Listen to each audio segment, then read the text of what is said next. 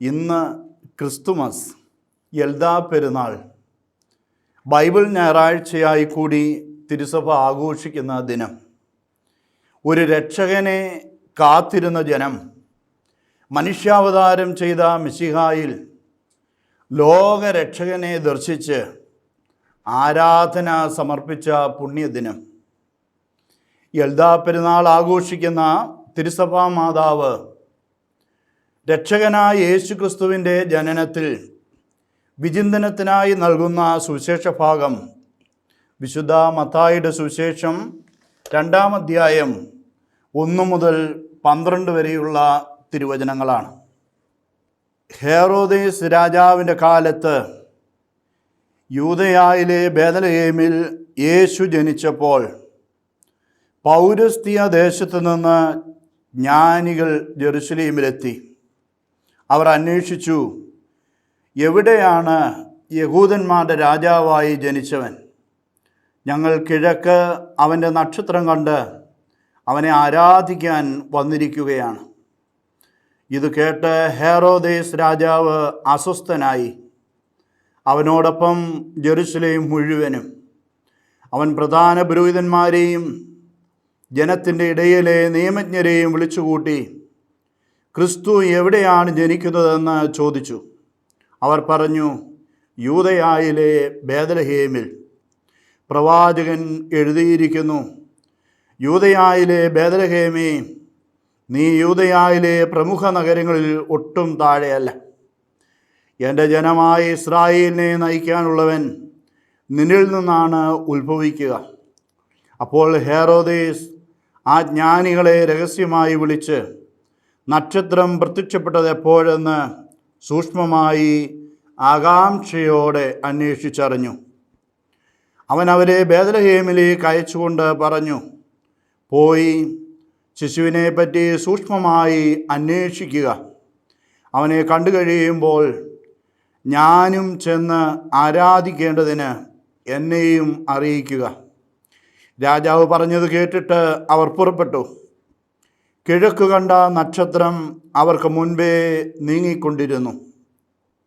അത് ശിശു കിടക്കുന്ന സ്ഥലത്തിന് മുകളിൽ വന്നു നിന്നു. നക്ഷത്രം കണ്ടപ്പോൾ അവർ അത്യധികം സന്തോഷിച്ചു. അവർ ഭവനത്തിൽ പ്രവേശിച്ച് ശിശുവിനെ അമ്മയായ മറിയത്തോടുകൂടി കാണുകയും അവനെ കുമ്പിട്ട് ആരാധിക്കുകയും ചെയ്തു. നിക്ഷേപപാത്രങ്ങൾ തുറന്ന് പൊന്നും കുന്തിരിക്കവും മീറയും കാഴ്ചയർപ്പിച്ചു. ഹെറോദേസിൻ്റെ അടുത്തേക്ക് മടങ്ങിപ്പോകരുതെന്ന് സ്വപ്നത്തിൽ മുന്നറിയിപ്പ് ലഭിച്ചതനുസരിച്ച് അവർ മറ്റൊരു വഴിയെ സ്വദേശത്തേക്ക് പോയി. ദൈവമേ, സ്തുതി നിനക്ക് യോഗ്യമാകുന്നു. ബാധിക്കുമോ?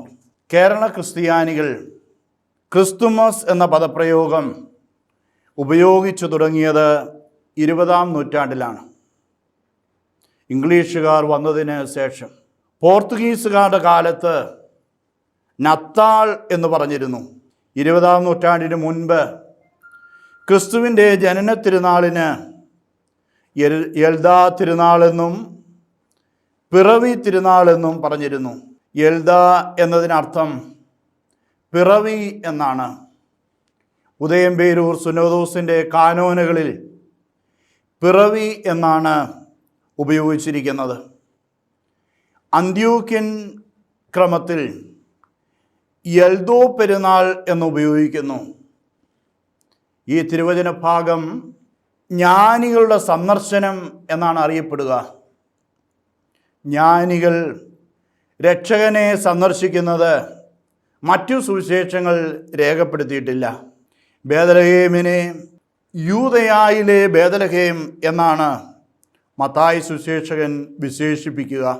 1 ശമൂവേൽ 17-ാം അധ്യായം 15-ാം തിരുവചനം, ദാവീദ് ആടുകളെ മേയിച്ചിരുന്ന സ്ഥലമാണ് ബേത്ലഹേം.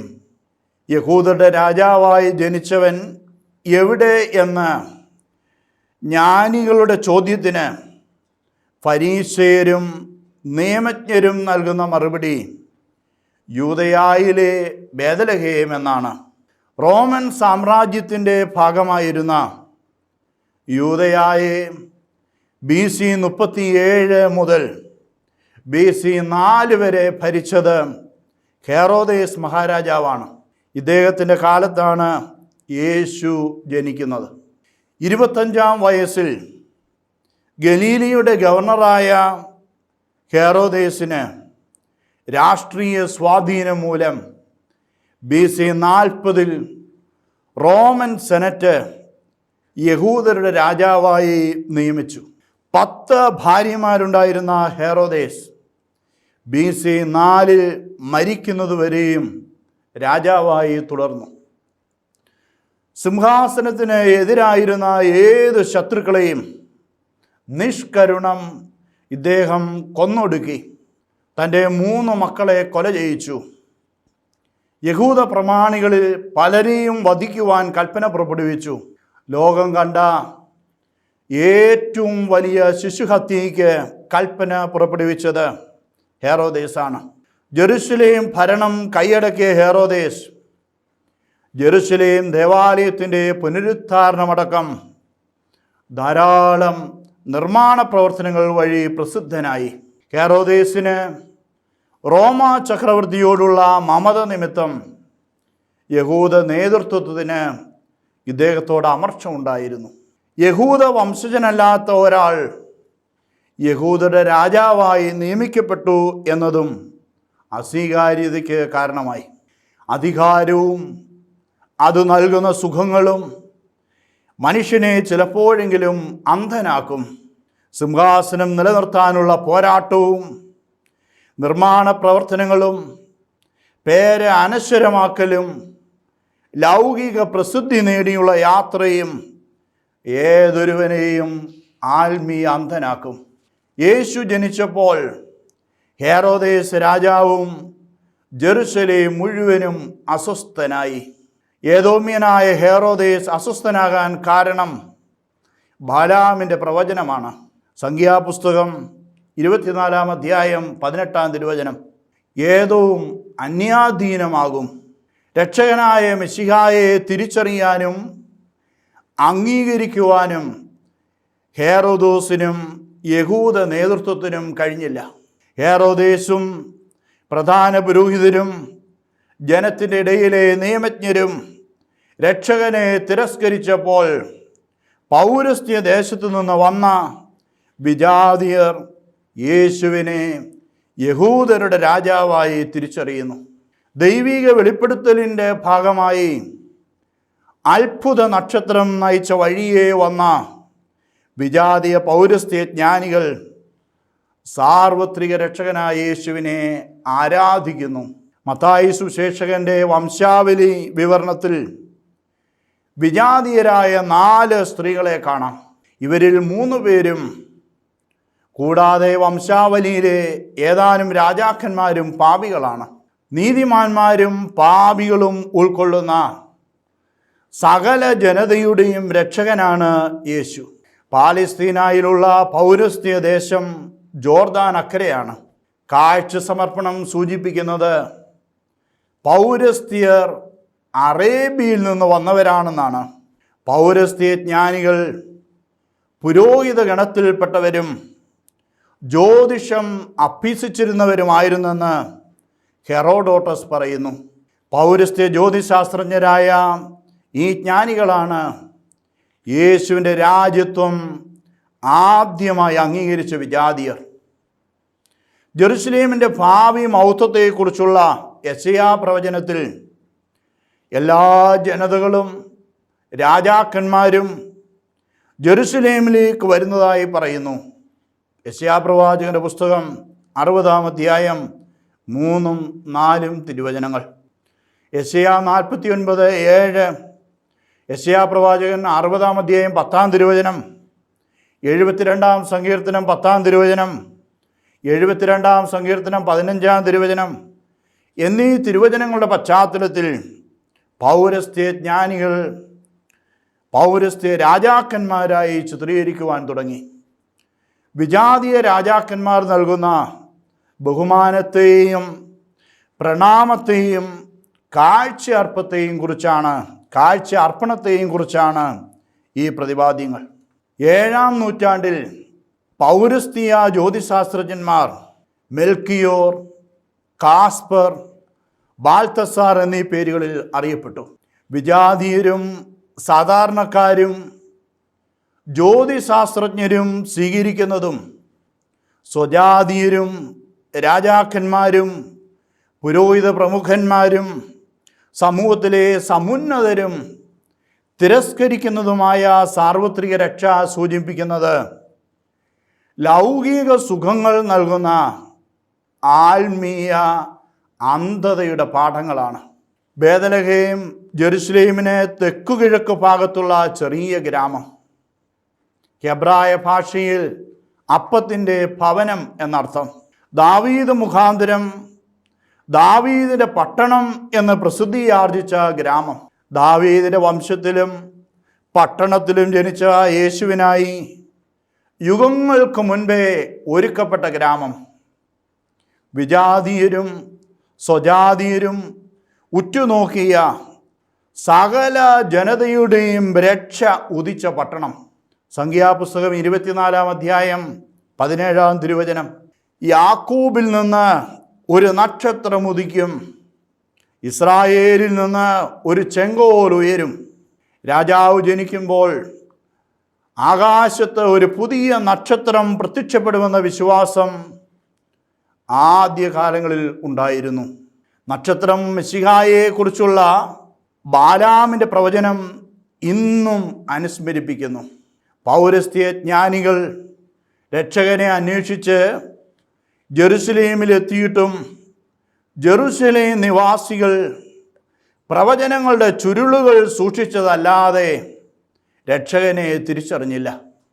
അത്യാധുനികത ജനിപ്പിക്കുന്ന ആത്മീയ അന്ധതയിൽ മറഞ്ഞിരിക്കുന്ന വിപത്താണിത്. ഒളിമങ്ങാത്ത ആത്മീയതയ്ക്ക് എക്കാലവും സൂക്ഷ്മ നിരീക്ഷണം അത്യന്താപേക്ഷിതമാണ്. എവിടെയാണ് യഹൂദരുടെ രാജാവായി ജനിച്ചവൻ എന്ന ചോദ്യം ഇന്നും പ്രസക്തമാണ്.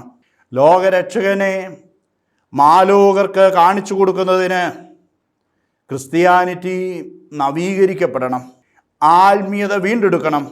ആത്മീയതയ്ക്ക് മുകളിൽ പ്രശോഭിക്കുന്ന നക്ഷത്ര വിളക്കും കിഴക്ക് ദിക്കിലേക്കുള്ള മാർഗദർശനവും അവഗണിക്കരുത്. ആരാധനയ്ക്ക് വരുന്നവർ അന്വേഷിക്കുന്നത് സകല ജനതയുടെയും രക്ഷയായ യേശുവിനെയാണ്. എവിടെയാണ് യഹൂദരുടെ രാജാവായി ജനിച്ചവൻ എന്ന അന്വേഷണം എത്തിച്ചേരുന്നത്? യഥാർത്ഥത്തിൽ കുരിശിലെ ഫലകത്തിലാണ്. ഹെറോദേസ് വിളിച്ചുകൂട്ടിയ പുരോഹിത പ്രമുഖന്മാരും നിയമജ്ഞരും ക്രിസ്തു എവിടെയാണ് ജനിക്കുന്നതെന്ന അന്വേഷണത്തിന് പ്രവചനങ്ങളുടെ ചുരുളുകൾ അഴിച്ച് ശരിയായി ഉത്തരം നൽകി. മീഖാ പ്രവാചകന്റെ പുസ്തകം 5-ാം അധ്യായം 2-ാം തിരുവചനം. വലുപ്പത്തിൽ ചെറുതായ ബേതലഹേമിനെ മഹത്വമുള്ളതാക്കുന്നത് രാജാവിൻ്റെ വരവാണ്. ക്രിസ്തു എന്ന രാജാവിൻ്റെ വരവ്. 2 ശമൂവേൽ 5-ാം അധ്യായം 2-ാം തിരുവചനം. 12 ഗോത്രങ്ങൾക്ക് ഇടയനായ ദാവീദിൽ നിന്ന് ദൈവത്തിൻ്റെ ജനമായ ഇസ്രായേലിനെ മേയ്ക്കാനുള്ളവൻ ഉത്ഭവിക്കുമെന്ന പ്രവചനം. യേശു ദാവീദിൻ്റെ പുത്രൻ. ബേതലഹേമിലെ ശിശുവിനെ പറ്റിയുള്ള സൂക്ഷ്മമായ അന്വേഷണവും പഠനവും ചെന്നെത്തേണ്ടത് വലിയ ദൈവാരാധനയിലാണ്. ദൈവവചനത്തിൻ്റെ ചുരുൾ അഴിക്കപ്പെടുന്നത് സത്യ ആരാധനയ്ക്കായിട്ടുള്ള ക്ഷണക്കത്തായിട്ടാണ്. ഇന്നും വചനം പ്രഘോഷിക്കപ്പെടുന്നിടത്തെല്ലാം നൽകപ്പെടുന്ന ക്ഷണക്കത്ത് അപ്പത്തിൻ്റെ ഭവനത്തിൽ സ്വർഗീയ അപ്പമാകുന്നവനെ ആരാധിക്കുന്നതിന് സ്വർഗീയ ജെറുസലേമായ ദേവാലയത്തിലേക്കുള്ള ക്ഷണക്കത്താണ്. സ്വജാതീയനെന്നോ വിജാതീയനെന്നോ ആരെയും വേർതിരിക്കാത്ത അപ്പത്തിൻ്റെ ഭവനത്തിൽ മറഞ്ഞിരിക്കുന്ന മഹാരഹസ്യമായ സ്വർഗീയ അപ്പം മാമോദീസായിലൂടെ തന്നെ അന്വേഷിക്കുന്നവരെ തൻ്റെ ജനമാക്കുന്നു. ആരാധനയുടെ പുതിയ ജീവിത വഴി കാണിക്കുന്നു. കിഴക്കോട്ടുള്ള വഴിയിൽ വഴിവിളക്കായി ആത്മീയ പ്രകാശത്തിൻ്റെ നക്ഷത്രം വെളിച്ചം പകരുന്നു. മഹാരഹസ്യത്തെ ആത്മീയ നക്ഷത്ര വെളിച്ചത്തിൽ കാണുമ്പോഴുണ്ടാകുന്ന അത്യന്ത സന്തോഷം സ്വർഗീയ ആരാധനയുടെ അനന്തരഫലമാണ്. പൗരസ്ത്യ ജ്യോതിശാസ്ത്രജ്ഞന്മാർ ഭവനത്തിൽ പ്രവേശിച്ചു. ആത്മീയ നക്ഷത്ര ശോഭ ഒരുവനെ നയിക്കുന്നത് ദൈവഭവനത്തിലേക്കാണ്. യേശുവിൻ്റെ കാലിത്തൊഴുത്തിലെ ജനനവും ആട്ടിടയന്മാരുടെ സന്ദർശനവും കഴിഞ്ഞായിരിക്കണം ജ്ഞാനികൾ വന്നത് എന്ന സൂചന ഈ വചനഭാഗം നൽകുന്നുണ്ട്. പുൽക്കൂട് കണ്ട ആട്ടിടയന്മാർ ആനന്ദ നൃത്തത്തോട് അറിയിച്ച സന്തോഷത്തിൻ്റെ സദ്വാർത്ത പൗരസ്ത്യ ദേശത്തും മാറ്റൊലി കൊണ്ടു. ക്രിസ്തുവിനെ കണ്ട കണ്ണുകൾ ആത്മീയ സന്തോഷത്തിൻ്റെ നൃത്തം ചവിട്ടുന്ന കാരൽ ദിനങ്ങളുടേതാണ് ക്രിസ്തുമസ്. കിഴക്കുദിച്ച നക്ഷത്രവിളക്ക് തൂകിയ ആത്മീയ പ്രഭ അനേകർക്ക് സത്യ ആരാധനയുടെ വഴി കാണിച്ച നക്ഷത്ര രാവാണ് ക്രിസ്തുമസ്. ക്രിസ്തു ജനനം ദർശിച്ചവരൊക്കെ ഹൃദയത്തിൽ പേറിയ പുൽത്തൊട്ടി വീണ്ടും വീണ്ടും കോറിയിടുന്ന പുൽക്കൂടുകളുടെ പെരുന്നാളാണ് ക്രിസ്തുമസ്. നക്ഷത്രം കൊണ്ടെത്തിച്ച ഭവനത്തിൽ പ്രവേശിക്കുക, അത് ദൈവഭവനമാണ്. നീതിമാനായ ജോസഫ് എന്ന വളർത്തച്ഛനും അമ്മ മറിയമെന്ന നിത്യകന്യകയും ഉണ്ണിയായ യേശുവിനെ താരാട്ടുപാടുന്ന ദൈവഭവനമാണ് നക്ഷത്ര പ്രഭ തൂകുന്ന ദേവാലയം. സ്വർഗം ഭൂമിയിൽ ഇറങ്ങുന്ന മനുഷ്യാവതാര രഹസ്യം പേറുന്ന ദൈവഭവനത്തിൽ ശിശുവായ യേശുവിനെ അമ്മയായ മറിയത്തോടൊത്ത് കണ്ട് മുട്ടിന്മേൽ വീണ് ആരാധിക്കുന്ന ദിനങ്ങളാണ് ക്രിസ്തുമസ്. ശിശുവായ യേശുവിനെ അമ്മയായ മറിയത്തിൽ നിന്ന് അടർത്തി മാറ്റുന്ന ഇടങ്ങൾ ആരാധനയുടെ ദൈവഭവനങ്ങളല്ല. സ്വർഗം ഭൂമിയിൽ തീർക്കുന്ന മഹാ അത്ഭുതങ്ങൾ ദർശിക്കുന്നതിന് മനുഷ്യൻ സ്വയം ചെറുതാകണം.